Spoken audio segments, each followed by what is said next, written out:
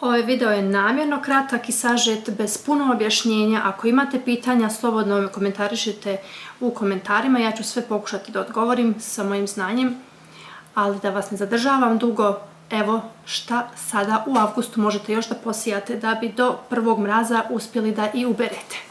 U avgustu sijemo sljedeće: cveklu i repu, brokulu, mrkvu, kupuščiće, karfiole, mladi luk, kelj, keleraba, braziluk ili prasa, zelene salate, špinat, blitva, rotkvice i pastrnjak.